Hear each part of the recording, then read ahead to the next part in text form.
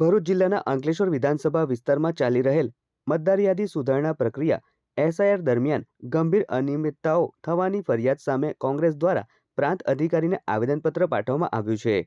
કોંગ્રેસે આક્ષેપ કર્યો છે કે સરકાર દ્વારા ચાલી રહેલી ચૂંટણી સંબંધિત પ્રક્રિયામાં કેટલાક બીએલઓ દ્વારા ચોક્કસ વર્ગ અને સમાજના મતદારોના નામ ખોટી રીતે કાઢી નાખવાના પ્રયાસો કરવામાં આવ્યા છે। આવેદનપત્રમાં જણાવ્યા અનુસાર અંકલેશ્વર વિધાનસભા વિસ્તારમાં ફોર્મ નંબર 6 અને ફોર્મ નંબર 7ની કાર્યવાહી દરમિયાન બીએલઓ 2ની સહીથી કેટલાક ફોર્મ પ્રાંત અધિકારીની કચેરીમાં જ જમા કરવામાં આવ્યા છે। જો કે કોંગ્રેસને મળેલી ચોક્કસ માહિતી મુજબ સંબંધિત બીએલઓ 2ના ઓડિયો ક્લિપમાં તેઓએ સ્પષ્ટપણે જણાવ્યું છે કે આ ફોર્મ પર તેમને દ્વારા સહી કરવામાં આવી નથી।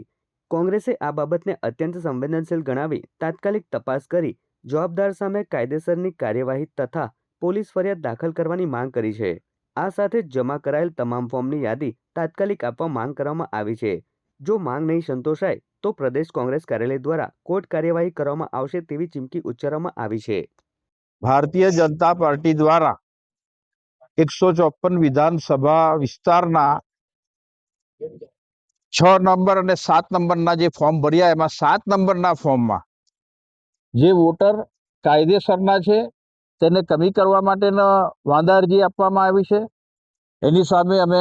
પ્રાંત સાહેબ શ્રીને એક વાંધો આપ્યો છે કે એક જ બીએલએ નિમણૂક કરેલ એક જ વ્યક્તિની સહીથી અને પ્રિન્ટ કરાવેલા ફોર્મ ખાલી નામ અને માહિતી જ અલગ રીતે ભરી હોય એવા અંકલેશ્વર શહેરના ઓછામાં ઓછા 6000 ફોર્મ અને બીજા તાલુકાના એ રીતે અહીંયા જમા કરાવવામાં આવ્યા છે। જેની માહિતી અમને મળતા અમે પ્રાંત સાહેબ શ્રીને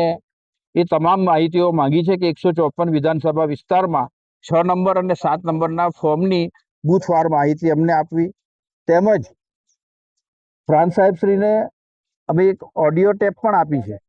કે જેમાં એ લોકોના બીએલએ ભારતીય જનતા પાર્ટી દ્વારા નિમણૂક કરેલ બીએલએ કબૂલે છે કે આ સહી મારી નથી અને આ રીતે એક બોગસ પ્રક્રિયા કરીને શહેરના ચોક્કસ વર્ગના વ્યક્તિઓને અને ચોક્કસ સમાજના વ્યક્તિઓને વોટિંગથી વંચિત રાખવાનું જે દેશદ્રોહનું કાર્ય કર્યું છે તેવા ઉપર અમે પ્રાંત અધિકારી સાહેબને કે જે બીએલઓ હોય તો બીએલઓ,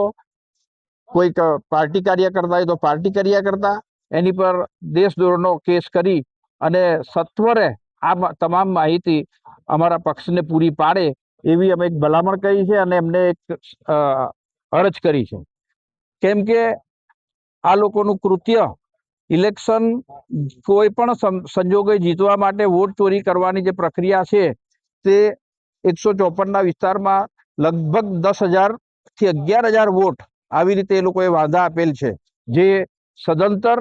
ગેરવ્યાજબી અને ગેરકાયદેસરના હોય। એની સામે અમે કલેક્ટર સાહેબને પણ વિનંતી કરીએ છીએ કે અમારી આ અરજી પ્રાંત સાહેબ થ્રુ જે આવે એને ધ્યાને રાખીને તાત્કાલિક કાર્યવાહી કરી